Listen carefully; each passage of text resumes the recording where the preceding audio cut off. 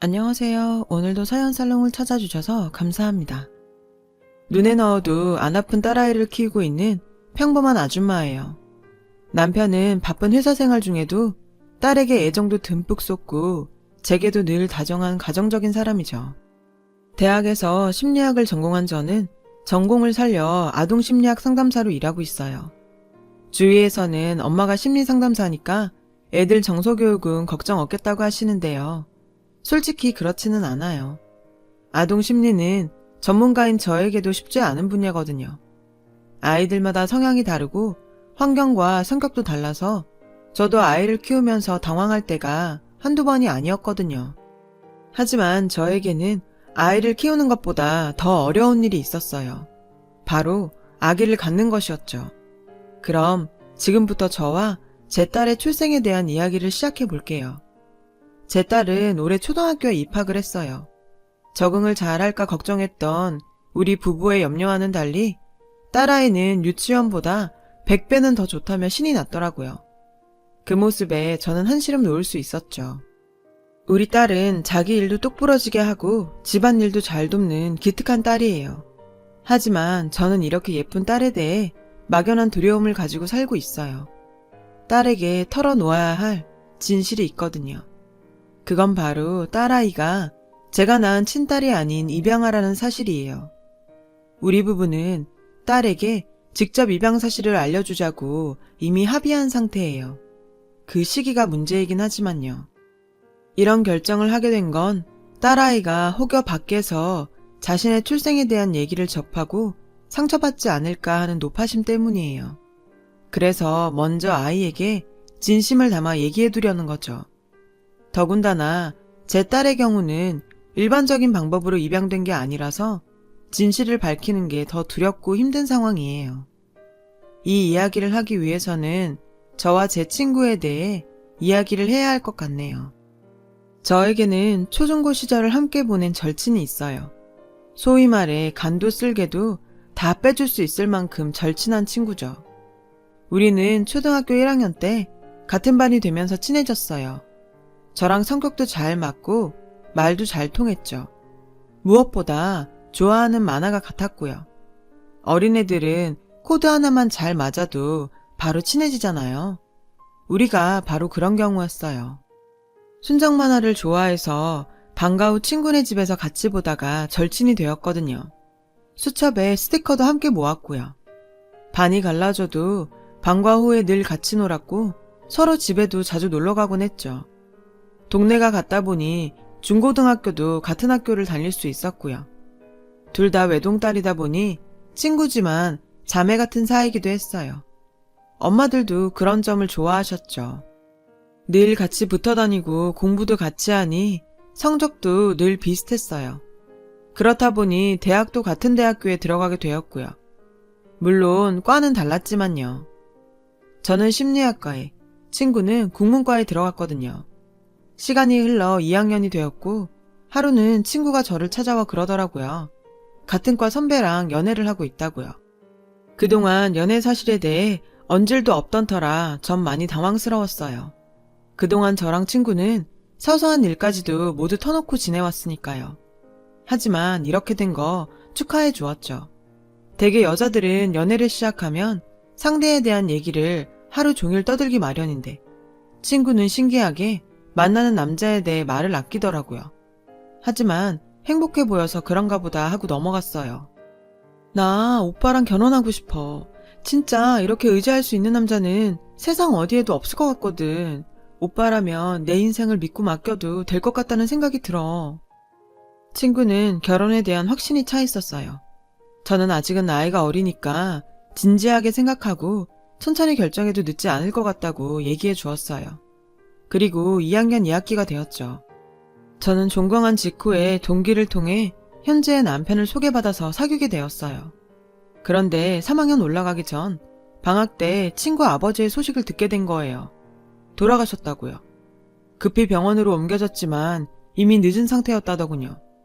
소식을 듣고 곧바로 친구네 집으로 달려갔더니 친구가 정신줄을 놓고 울고 있더라고요. 저도 친구를 끌어안고 같이 울었어요. 부모의 죽음은 누구에게나 아픔이 되겠지만 이런 경우엔 더더욱 그랬죠. 아버지가 스스로 이런 선택을 하시기까지 가족들 누구도 낌새를 채지 못했다더라고요. 그러니 친구도 친구 어머님도 충격이 클 수밖에요. 장례를 치르면서야 친구 아버지께서 도박에 빠져 계셨다는 사실을 알게 되었어요. 빚쟁이들의 난입으로 장례식장이 아수라장이 됐었거든요. 친구와 친구 어머니는 날벼락 같은 상황에 정신을 놓을 지경이었어요. 갚아야 할 빚이 모녀가 감당할 수준이 아니었거든요. 어수선한 분위기에 장례식도 제대로 못 치르고 끝이 났어요. 몇 달 뒤 친구는 자퇴서를 내고 말았죠. 이후 닥치는 대로 아르바이트를 구해 돈을 벌어야 했어요. 허구한 날 집으로 빚쟁이들이 찾아와 난동을 피웠고 그 와중에도 친구와 친구 엄마는 엄청난 빚을 갚기 위해 돈을 벌어야 했어요. 제가 할 수 있는 일이라고는 그저 친구 곁에서 위로해주고 밥도 제대로 못 챙겨 먹는 친구를 위해 반찬을 싸다 나르는 정도가 고작이었죠. 친인척과 지인들로부터 손절을 당한 모녀에겐 남은 건 저희 가족뿐이었죠. 이런 안쓰러운 상황에 저희 엄마는 제 손에 몇백만 원을 들려보내시기도 했어요. 하지만 밑빠진 독에 물붓기였죠. 빚은 갚아도 줄지 않았고 상황은 절망적이었죠. 그런데 친구 아버지 일주기를 앞두고 상황이 바뀌었어요. 그동안 일하느라 연락이 뜸했던 친구가 제게 만나자고 연락을 했더라고요. 약속 장소로 나가보니 그 사이 친구의 얼굴이 많이 밝아져 있더라고요. 다행이다 싶기는 했지만 왠지 걱정이 되기도 했어요. 그동안 돈 아낀다고 자판기 커피도 제대로 못 마시던 친구가 글쎄 커피며 피스 케이크까지 잔뜩 시켜놨더라고요. 그리고는 대뜸 이러지 뭐예요? 현진아, 나 결혼해. 상견례도 마쳤고 바로 식 올리기로 했어. 솔직히 당황스러웠어요. 빚 갚는 것도 버거워서 허덕이는 애가 결혼이라니요. 결혼 비용은 또 어쩌고요. 그동안 오빠가 계속 결혼 얘기를 했었어. 난 집에 빚도 많고 해서 계속 거절해왔는데 오빠가 빚 갚아주겠다더라. 오빠네 집안이 넉넉해서 그 정도는 해줄 수 있다고 말이야. 처음엔 거절했는데 나도 이젠 지쳤고 이 지긋지긋한 생활에서 벗어나고 싶어서 결혼하기로 했어. 나 한심해 보이지? 나도 알아. 하지만 이렇게라도 빚 청산하고 새롭게 살고 싶어.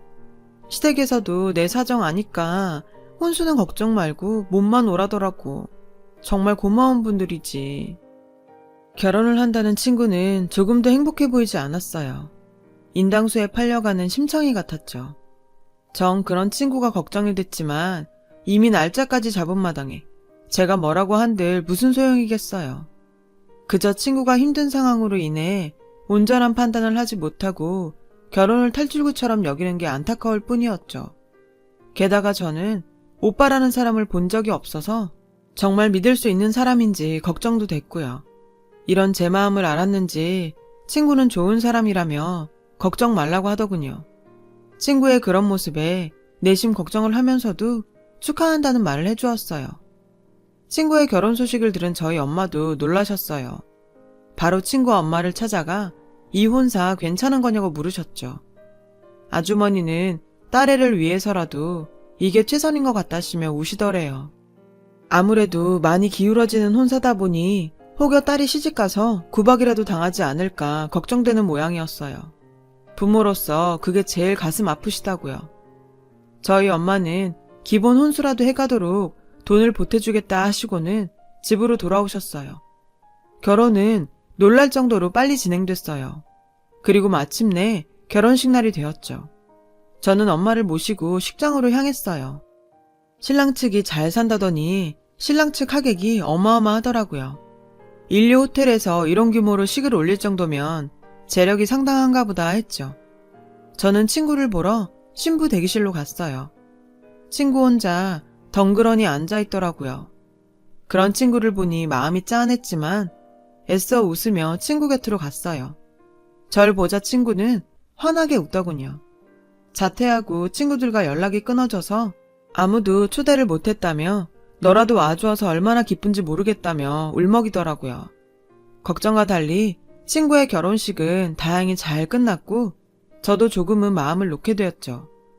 그런데 신혼여행에서 돌아오고 얼마 뒤부터 친구가 변해버렸어요. 처음엔 통화도 자주 하고 주말에 만나서 쇼핑도 하면서 잘 지내왔는데 갑자기 연락이 끊어졌지 뭐예요. 문자를 보내도 피곤해서 집에서 쉬겠단 말만 하고 왠지 저를 피하는 것 같았어요. 그렇다고 결혼한 친구 집에 함부로 찾아갈 수도 없어서 친구가 먼저 연락을 할 때까지 기다릴 수밖에 없었어요. 그래도 그동안 짧은 통화나 문자 정도는 나눌 수 있던 친구가 반년 정도 지나자 전화도 안 받고 문자에 답도 없더라고요. 걱정 끝에 저는 친구 집으로 찾아갔어요. 고급 빌라여서 그런가 입구에서 막더군요. 다행히 인터폰으로 친구와 대화를 할 수 있었어요. 그런데 미안해. 오늘은 남편이 일찍 들어오는 날이라서 못 만날 것 같다. 잠깐만 얼굴 보고 갈게. 잠깐이면 돼. 하지만 끝내 친구는 미안하다며 거절을 했고 전 그대로 돌아올 수밖에 없었어요. 분명 무슨 일이 있는 것 같았지만 친구와 만날 수도 없으니 자초지종조차 물어볼 수가 없었죠. 내내 친구가 걱정되긴 했지만 저도 졸업학기라 취업까지 맞물려 더 이상은 신경을 쓰지 못했어요. 그렇게 제 일로 바쁘게 지내다 보니 친구와는 점점 멀어지게 되었죠. 그러다 졸업식을 앞두고 친구 집으로 찾아갔더니 이사를 가고 없더라고요. 깜짝 놀라 친구에게 전화를 했더니 없는 번호라는 메시지만 흘러나왔어요. 친구 엄마한테도 전화를 해봤지만 아주버니 번호도 없는 번호라고 나오더군요. 집으로 가봤더니 이사를 갔는지 텅 비어 있었어요. 하루아침에 친구와 친구 엄마는 세상에서 증발해버린 것 같았죠. 화도 나고 배신감도 들더라고요. 나는 걔한테 친구이기는 했나 싶더군요. 엄마는 사정이 있었을 거라고 저를 위로해 주셨지만 솔직히 그땐 아무 말도 귀에 들어오지 않았어요. 그리고 얼마 뒤 저는 대학교를 졸업했고 바로 취업에 성공해 아동상담소에서 사회생활을 시작하게 됐어요.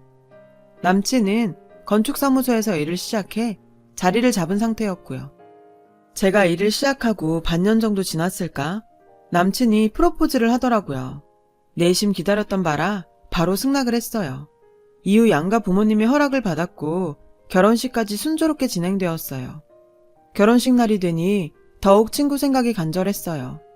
내 결혼식에 당연히 있을 거라고 생각했던 사람이 내 곁에 없다고 생각하니 가슴 한구석이 허전하고 마치 추억이 사라진 기분이 들더라고요. 그런 제 마음을 알았는지 남친은 한참을 제 곁에 있어 주었어요. 덕분에 전 마음의 안정을 찾을 수 있었고 무사히 결혼식을 치를 수 있었어요.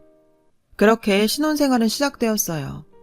대개는 신혼생활을 즐기다가 아이 계획을 세운다고 하는데 우리 부부는 워낙 아이를 좋아하는 데다 남편도 저도 외동으로 자란 탓에 조금 일찍 아이 욕심을 부리기로 했어요. 시부모님께서도 한 살이라도 젊을 때 아이를 낳아야 덜 힘들다며 저희들 생각에 힘을 실어주셨죠. 그래서 그날부터 몸 관리도 하고 본격적으로 임신 준비를 했어요. 하지만 원한다고 바로 가질 수 있는 게 아니더라고요. 다른 사람한테는 너무도 쉬운 일이 저희 부부한테는 세상 무엇보다 힘든 일이더라고요. 저도 남편도 술, 담배도 안 하고 건강한 몸이라서 기대를 잔뜩 했던 터라 임신이 안 되자 너무 힘이 들었어요. 혹시 나 때문에 임신이 안 되는 게 아닐까 걱정이 됐고 하루하루가 우울했어요. 그럴 때마다 남편은 아직 젊으니까 조바심 내지 말고 기다려보자고 했지만 초조한 마음은 가시지 않았죠. 하루는 친정엄마가 절 부르셨어요. 소갈이 하지 말고 병원에 가보자더군요. 겁이 나기는 했지만 병원에 가서 방법을 찾을 수 있다면 그게 낫겠다 싶어서 산부인과에 가게 되었어요.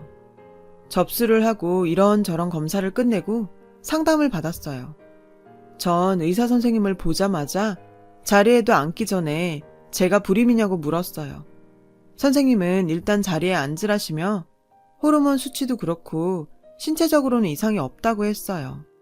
그런데 왜 임신이 안 되냐고 물었더니 스트레스 때문인지 혹은 다른 요인 탓인지 현재로서는 알 수 없다고 했어요. 결국 난임의 원인을 찾지 못한 채 시험관 시술을 권유받았어요. 집에 가서 남편한테 시험관 시술 얘기를 꺼냈더니 남편은 꼭 그렇게까지 해야 하냐며 못마땅해 하더라고요. 아직 나이도 있으니 기다려보자고요. 하지만 저는 할 수만 있다면 하루라도 빨리 아기를 갖고 싶다고 남편을 설득했어요.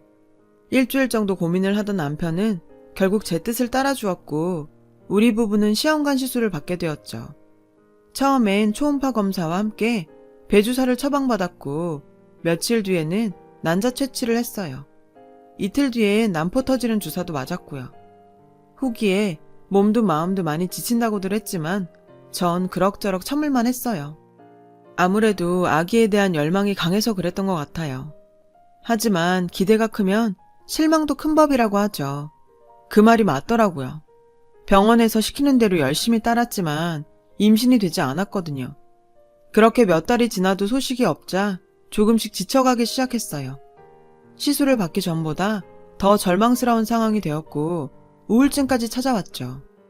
그렇게 이젠 거의 포기 상태까지 갔던 어느 날 기적처럼 우리 부부에게 아이가 생겼지 뭐예요. 그것도 전혀 생각지 못했던 방식으로요. 지금도 저는 그날을 잊을 수가 없어요. 그날은 제가 평소보다 일찍 퇴근을 하게 된 날이었어요. 이제와 생각해보면 그것도 다 운명이 아니었나 싶어요. 그러지 않고서는 불가능한 일이니까요. 엘리베이터에서 내려보니 저희 집 현관문 앞에 커다란 상자 하나가 놓여있지 뭐예요. 택배를 시킨 것도 없어서 우리 집으로 온 게 맞나 한참 두리번거렸죠. 테이핑 처리도 안 되어 있길래 혹시 쓰레기가 아닐까 생각했어요. 그래서 상자 윗부분을 살짝 열어봤는데 글쎄 그 안에 아기가 들어있지 뭐예요. 새근새근 잠들어 있는데 천사 같았어요. 분홍색 베넷 저고리에 속삭이에 쌓여선 곤히 잠들어 있는 그 아기는 한눈에 봐도 태어난 지 얼마 안 된 것 같았어요. 너무 놀라서 순간 패닉 상태가 됐죠. 정신을 차린 저는 일단 안으로 데리고 들어갔어요. 그리고는 엄마한테 전화를 걸었죠. 엄마는 일단 경찰에 신고부터 하라고 하셨어요. 저도 처음엔 그럴 생각이었죠. 그런데 아기가 고사리 같은 손으로 제 옷깃을 꼭 쥐고 있는데 그 모습을 보니 차마 아이를 품에서 떼어낼 수가 없더라고요. 마치 살기 위해 필사적으로 절 붙잡는 것 같았어요. 그래서 한참을 아기를 안은 채 그대로 서 있었죠. 아기의 심장 소리가 고스란히 전해졌고 신기하게도 어느새 제 심장박동과 속도가 같아지더라고요. 그렇게 한참을 아이의 심장박동을 느끼고 있자니 그런 생각이 들었어요. 누구는 죽어라 노력해도 가질 수 없는 아기를 남의 집 문 앞에 버리다니 그런 건 부모도 아니라고 말이죠. 하늘이 무심하다는 생각이 들었어요. 간절히 아이를 원하는 우리 부부에게는 그렇게 노력을 해도 안 주시더니 왜 하필 원치도 않는 사람에게 아기를 주셔서는 이렇게 버림받게 하셨는가 하고요. 처음부터 저희에게 주셨더라면 이런 일은 없었을 거 아니에요. 저는 아기를 안방 침대에 눕혔어요. 곤히 잠든 아기를 보니 눈을 뗄 수가 없었죠. 어쩜 이렇게 예쁜 아기가 있을까 한참을 넋을 놓고 바라보는데 순간 그런 생각이 들었어요. 어쩌면 아기를 갖지 못하는 우리 부부를 위해 하늘이 점지해준 아기가 아닐까 하고요. 솔직히 남의 집 대문 앞에 아기를 버렸다는 건 출생신고가 되지 않은 아기일 확률이 높잖아요. 입양법이 바뀌어서 출생신고가 되지 않은 아기는 입양조차 할 수 없기에 남의 집 대문 앞에 버렸을 테니까요. 엄마 말대로 경찰에 신고를 해봤자 아기는 시설에서 살아야 할 운명이었죠. 그럴 바엔 우리 부부가 아기의 부모가 되는 게 낫겠다는 생각을 했어요. 그래서 경찰에 신고를 미루고 남편이 퇴근해서 돌아오기만을 기다렸죠. 인간이야? 자기 자식을 버리다니. 남편은 아기를 보자마자 울분을 참지 못하더라고요. 눈에 넣어도 아프지 않을 이 어린 걸 어떻게 버릴 수 있냐며 얼굴도 모르는 아기 부모를 향해 독설을 날렸죠. 전 그런 남편한테 제 생각을 전했어요. 그러자 남편은 잠시 말이 없더라고요. 표정으로 봐서는 자신도 그러고 싶은 마음이 있는 것 같았어요. 젖병을 물고 있는 아기에게서 눈도 떼지 못했거든요. 그 모습을 보니 용기가 나더라고요. 혹시 나중에 부모가 찾으러 올 걸 대비해서라도 시설에 보내는 것보다는 우리가 키우고 있는 게 낫지 않을까? 안 오면 우리가 계속 키우면 되고. 제 말에 남편은 흔들리는 것 같았어요. 자신이 생각해도 아기를 시설에 보내는 것보다는 그 편이 나을 것 같다더군요. 그래, 그럼 일단은 우리가 맡아서 키우자. 이후의 일은 나중에 처리하고. 그렇게 우리 부부는 집 앞에 버려졌던 아기를 키우게 되었어요. 처음 몇 달은 혹시 아기 부모가 찾으러 오지 않을까 전전긍긍하며 보냈죠. 그렇게 반년이 지나고 1년이 지나도록 아기 부모는 오지 않았어요. 그러는 사이 우리 부부는 아기에게 이름도 지어주고 완전한 부모-자식 관계가 되어버렸죠.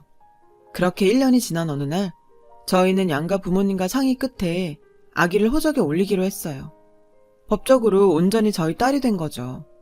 처음엔 누구 자식인지도 모를 아이에게 거부감을 느끼던 부모님들은 나날이 자라는 딸아이를 보며 서서히 마음을 열어주셨어요. 부족한 저를 대신해 육아에 많은 도움도 주셨고요. 그렇게 우리 부부와 아기는 가족이 되어갔습니다. 육아는 생각만큼 쉽고 간단한 일은 아니었어요. 아기의 생활 패턴에 맞춰 살아야 했기에 밤낮 없이 뜬 눈으로 보내야 하는 시간이 많았으니까요. 그럼에도 하루하루가 행복했어요. 남편도 퇴근하면 현관에 들어서는 순간부터 딸아이를 찾을 정도였고요. 비록 내 배로 낳은 아이는 아니었지만 마음만큼은 분명 우리 딸이었어요. 딸아이는 건강하게 무럭무럭 잘 자랐고 집안 분위기도 전보다 훨씬 밝아졌어요. 모처럼 집안에 아기 우는 소리가 들리자 웃을 일도 많아졌고 저도 남편도 생활에 활력이 생겼어요. 언젠가 한 번은 시아버님이 저희 딸을 안아보시며 이러시더라고요. 세상에 어디서 이런 복덩이가 왔노. 딸아이가 없었더라면 지금의 이런 기쁨도 없었을 거라며 당시 저희의 선택을 지지해 주셨죠. 어느덧 딸아이는 3살이 되었어요. 저는 친정엄마와 시어머니의 도움으로 다시 일도 시작하게 되었어요. 그러던 어느 날 출근 준비를 하고 딸을 데리고 친정집으로 향하려는데 누군가 밖에서 문을 두드리더라고요. 문을 열어보니 처음 보는 남자가 밖에 서 있었어요. 마침 남편은 먼저 출근을 한 터라 저는 조금 긴장이 되었죠. 누구냐고 물었더니 김현진 씨인가요? 하고 대묻더군요. 그렇다고 했더니 남자가 잠시 뜸을 들이다가 그러는 거예요. 저 서연희 씨 남편 되는 사람입니다. 깜짝 놀랐어요. 제 친구 이름이었거든요. 게다가 이 남자는 제가 아는 친구 남편이 아니었어요. 저는 거짓말 말라고 했죠. 남자는 2년 전 재혼을 했다더군요. 저는 일단 친구 안부부터 물었어요. 어디서 어떻게 살고 있는지를요.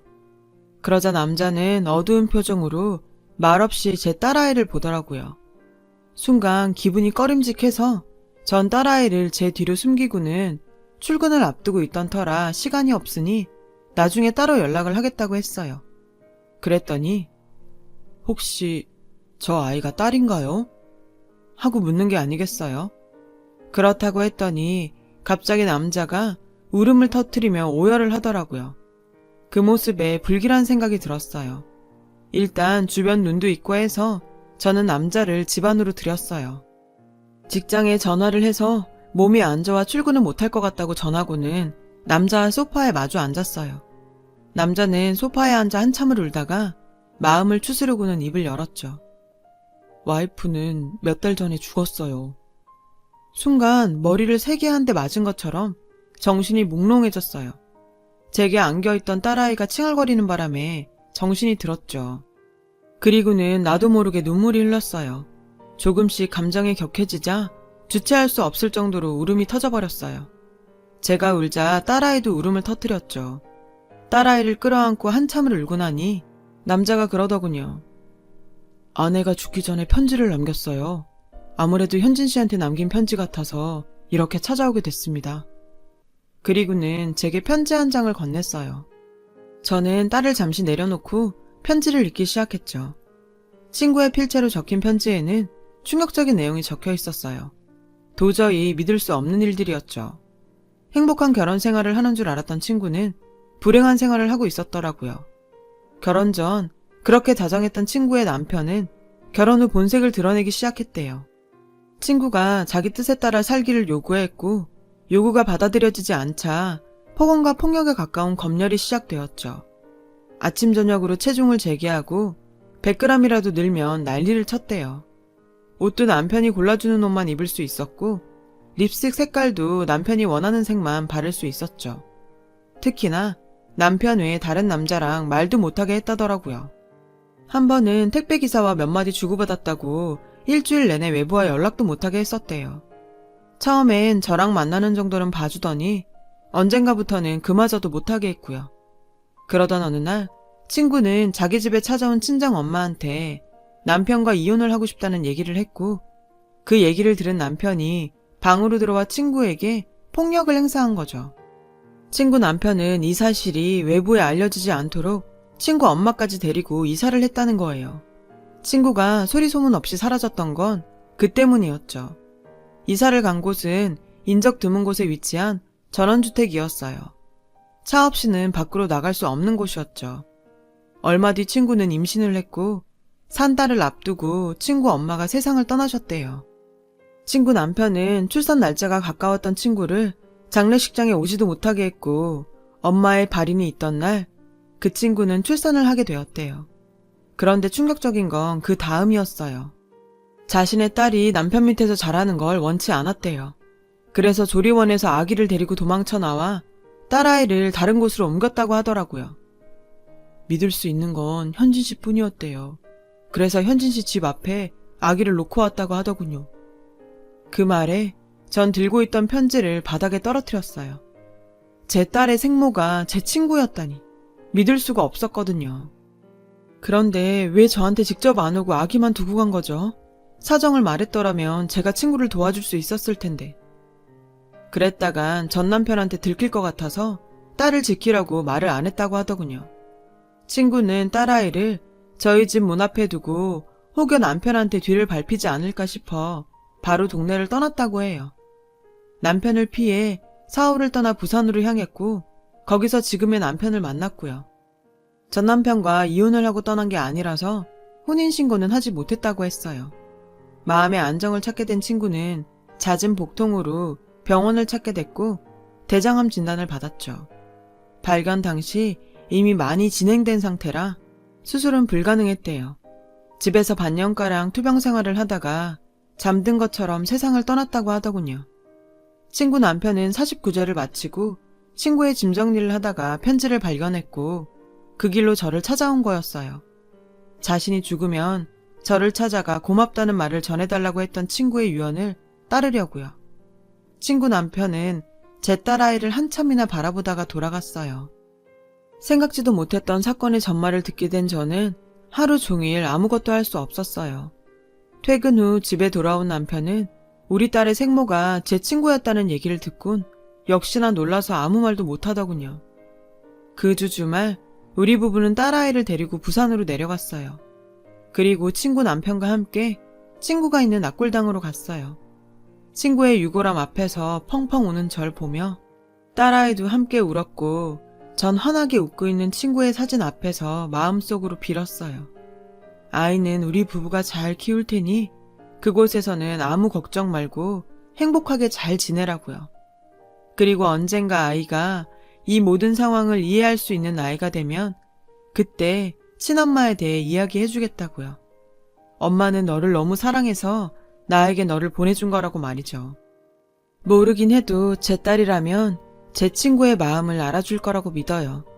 주저리 쓰다 보니 우리 딸을 믿고 딸아이에게 잘 얘기해줄 수 있는 용기가 생깁니다. 제 사연을 들어주셔서 감사드려요. 들어주신 분들 모두 더 힘차고 씩씩하게 그리고 더 행복하게 사시길 바랍니다. 여러분, 사연 댓글에 응원과 현명한 조언 부탁드려요. 좋아요와 구독은 저에게 큰 힘이 됩니다. 오늘도 좋은 일 가득하세요.